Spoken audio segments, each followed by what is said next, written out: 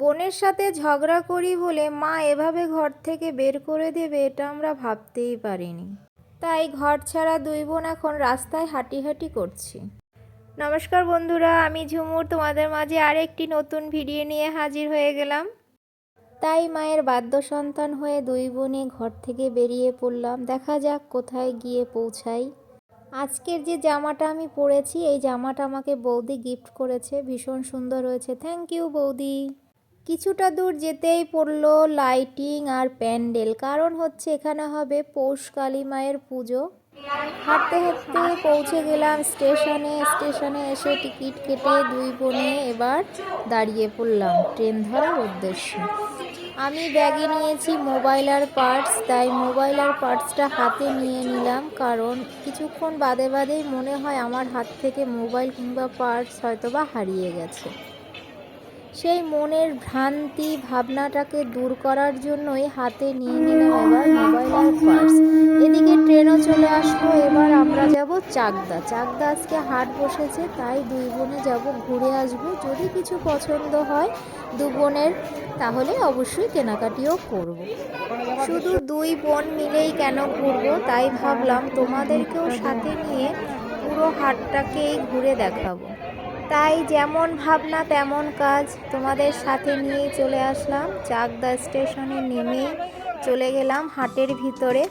হাটের ভিতরে কি আর যাওয়া যায়, দেখো কত মানুষ, তবুও আস্তে আস্তে ভিড়ের মধ্যেই সামনের দিকে এগিয়ে চললাম।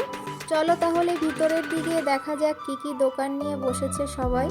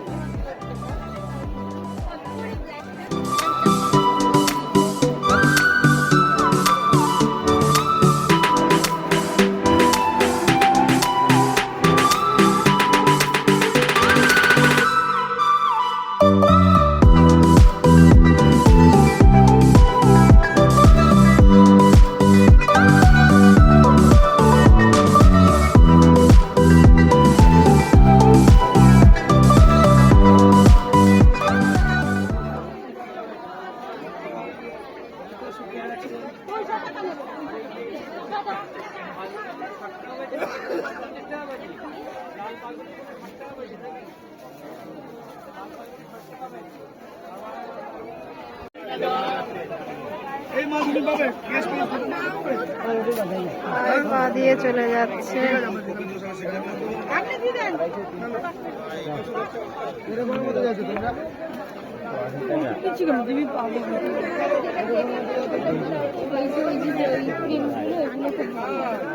হ্যাঁ,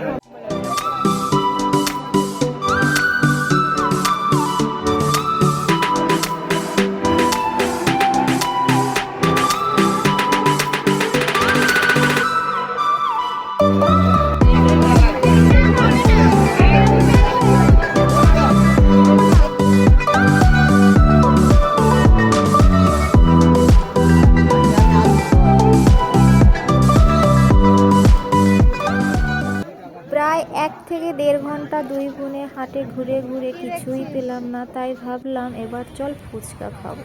আমি অনেক দিন হলো ফুচকা খাই না, তাই ফুচকার জল দেখে আমার তো জিভে জল চলে আসলো। কেন জানি না আজকে খুব মনটা ফুচকা করছে। বোনও তাই বলছে, তাই দুই বোনের কথা একত্রে নিয়ে একদম লেগে পড়লাম ফুচকা খেতে। আমরা তো ফুচকা খাচ্ছি, তোমরা তো ওপার থেকে দেখছো।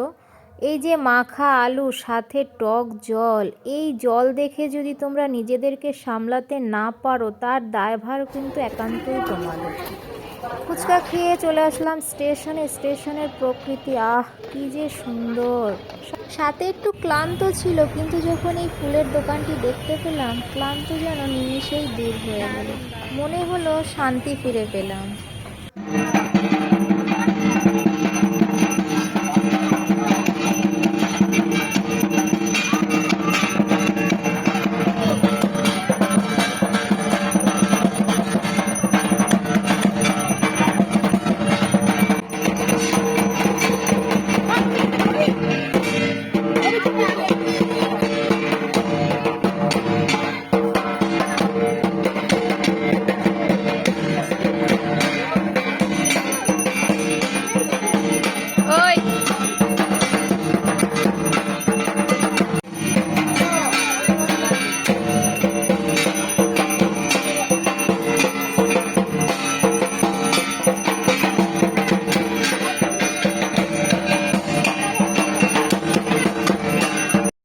যাত্রা থেকে এসে তোমাদের কাছে আর আসা হয়নি, একটু ক্লান্ত ছিলাম তাই রেস্ট নিচ্ছিলাম।